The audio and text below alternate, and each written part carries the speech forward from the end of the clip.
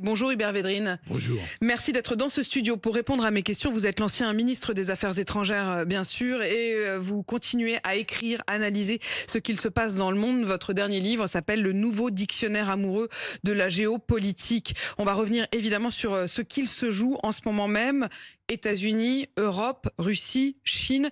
Russie, évidemment, avec ce cessez-le-feu auquel Vladimir Poutine répond en quelque sorte oui, mais nous sommes d'accord avec les propositions visant à mettre fin aux hostilités, a-t-il déclaré hier soir, mais nous partons du principe que cette trêve doit conduire à une paix durable pour s'attaquer aux causes profondes de cette crise. Ça veut dire quoi?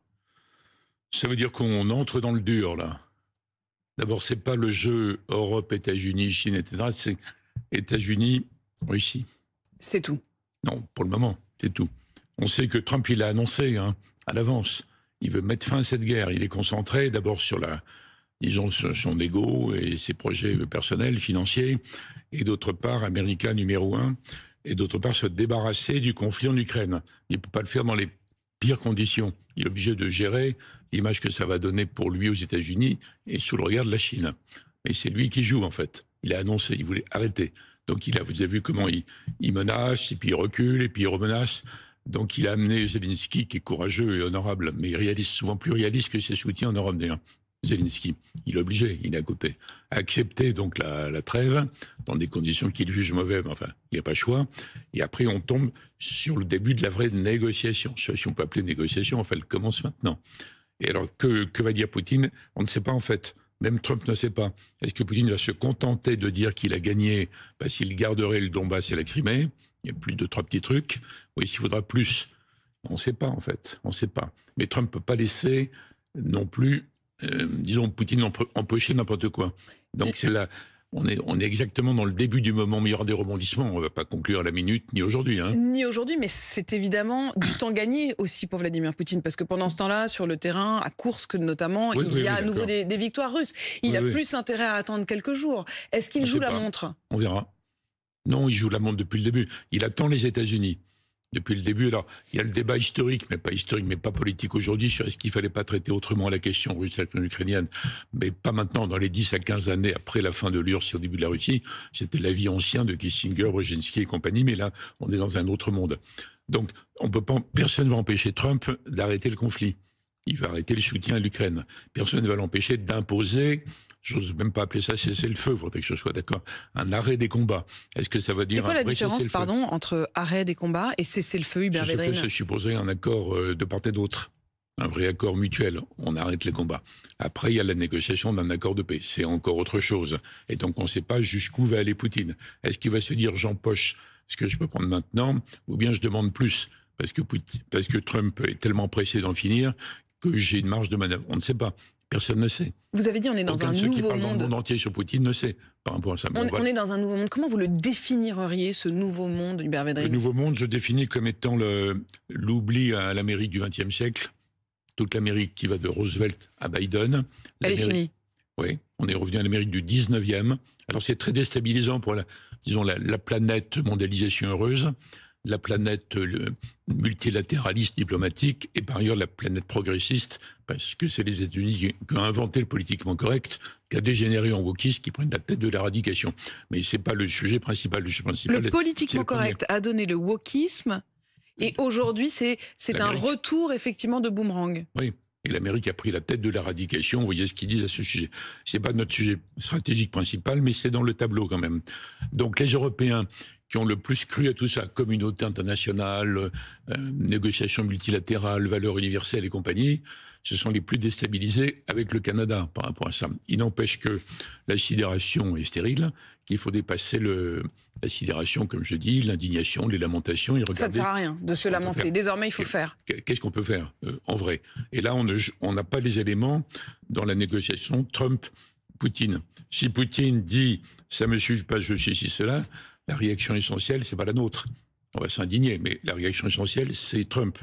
Il ne peut pas laisser faire n'importe quoi, en réalité. Trump, il estime, lui, que dans les mots de Vladimir Poutine, il faut y voir quelque chose de progressif. Il considère même que c'est plutôt positif. Il a envie d'y croire. Oui, non, mais il a envie d'avancer, il a envie de conclure. Donc il ne va pas dire Poutine a tout rejeté. Qu'est-ce qu'il ferait dans ce cas-là? Il serait obligé de changer de position. Si c'est ça, si Poutine joue pas le jeu, moi je me réengage à fond et je menace la Russie. Bon, il va venir dans les jours prochains, à mon avis, à peut-être hausser le ton, et en même temps il y a la carotte, il y a le bâton et la carotte. C'est quoi le bâton et c'est quoi la carotte?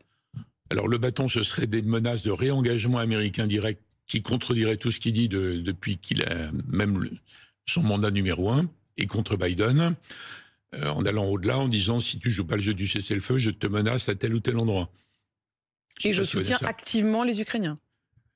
Activement ou ailleurs, ou menacer la flotte russe ou d'autres éléments ailleurs. Mais c'est pas du tout sa ligne. Donc je le dis pour être, disons, exhaustif. Mais je crois pas. En revanche, il peut faire miroiter la levée des sanctions américaines. Ce qui poserait un problème énorme d'ailleurs aux Européens qui diraient c'est horrible, on ne peut pas lâcher, il faut continuer, etc. Il peut y avoir mais qui se retrouveraient seuls à sanctionner dans ces cas-là et de manière Européens. Inefficace l'économie russe. En dehors de tous les sujets compliqués pour les Européens, est-ce qu'on envoie des troupes pour garantir ce que la Russie refuse? Ils vont dire c'est un casus belli, on peut les mettre en arrière, lesquels, comment? D'ailleurs, la plupart des pays européens qui envisagent, ne sont pas nombreux, 4-5, donc les troupes vont demander une garantie américaine.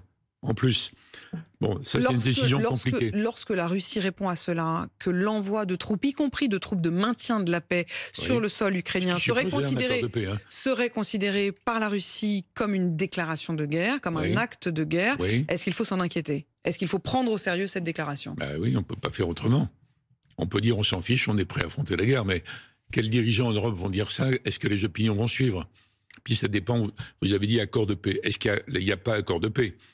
Il y a commencement à peine de négociations américano-russes. On n'est pas un accord. Si un accord, il faudra avoir l'accord. D'ailleurs, le président Macron, qui a plusieurs fois s'est dit disposé à envisager cet envoi, a parlé d'accord de paix. Donc, s'il y a un accord de paix, il y a des clauses autour. On n'en est pas là. On verra. Mais je pense que même si, dans le cas d'accord de paix, comme je le disais il y a un instant, les pays concernés, il y en a 4-5, on ne parle pas de l'Union européenne, hein, qui n'a pas de compétences vraies en matière militaire. Ce sont des pays dans l'Union européenne, mais pas avec les outils de l'Union européenne. C'est des pays de l'Alliance. Les pays de l'Alliance, les pays européens de l'Alliance qui ont des armées, 4-5, 5-6, on va dire. Bon. Donc, si c'est le cas, ils vont demander une garantie américaine. Après, il y aura l'autre question, plus large, d'un pilier européen de la défense. Et il y a la question que vous mentionniez il y a 2 minutes, qui est de savoir qu'est-ce qu'on fait si Trump, qui galope, lève les sanctions américaines. Vous voyez, pour les Européens, c'est vraiment un moment sans précédent, les semaines qui viennent. Et un moment décisif, je voudrais qu'on parle justement de l'Union européenne dans un instant, mais je reviens quand même sur l'expression utilisée par Vladimir Poutine. Il utilise l'expression de paix durable. Pourquoi il dit ça et qu'est-ce que ça veut dire? C'est ce qu'il a dit tout le temps, mais ça veut dire satisfaire entièrement les demandes russes. Donc même Trump ne peut pas accepter complètement par rapport à ça. Je prends un exemple. L'Ukraine pourrait se résigner la mort dans l'âme en disant on n'a pas les moyens de reconquérir le Donbass et encore moins la Crimée. Mais on va pas le dire, on va pas le signer. Trump va dire vous devez signer, vous devez renoncer formellement. Et l'Ukraine, même le couteau sur la gorge, dira on peut pas, c'est pas possible. Vous voyez, un exemple. Comment ça va se dénouer? On est au début d'une négociation très très compliquée, historique, dans laquelle on n'a pas les cartes en fait. Donc les Européens vont accompagner, si possible. On est dépossédés. En fait, nous Européens, on est dépossédés aujourd'hui. On n'est pas dépossédé parce qu'on n'a jamais été une puissance à aucun moment. Il n'y a pas un seul exemple dans l'histoire du monde. Quand on parle récemment d'une forme de réveil, de la fin des dividendes de la paix, d'une forme de naïveté peut-être européenne, est-ce que vous vous dites oui, enfin les Européens se réveillent? Oui, ils ont cessé d'être des bisounours, je suis d'accord par rapport à ça. Mais est-ce que ça veut dire que l'Europe va retrouver une place de pouvoir? Non, elle n'a jamais été une puissance en tant que telle. Il y avait la puissance allemande ou française ou anglaise, etc. Et après la Deuxième Guerre mondiale, ce sont les Européens qui ont demandé aux Américains de les protéger. Donc l'Europe en tant que telle n'a jamais été une entité de puissance. Sinon les Européens, ils auraient été gaullistes. Au lieu d'embêter le général de Gaulle toute la journée, ils auraient été gaullistes. En faisant le pilier européen de l'Alliance. Bon. Donc c'est tout à fait nouveau. C'est pour ça qu'il faut être indulgent dans la période qui vient, parce que c'est très compliqué quand même. Et chaque pays participant devra peut-être faire des sacrifices politiques ou sur le mode de la décision, etc.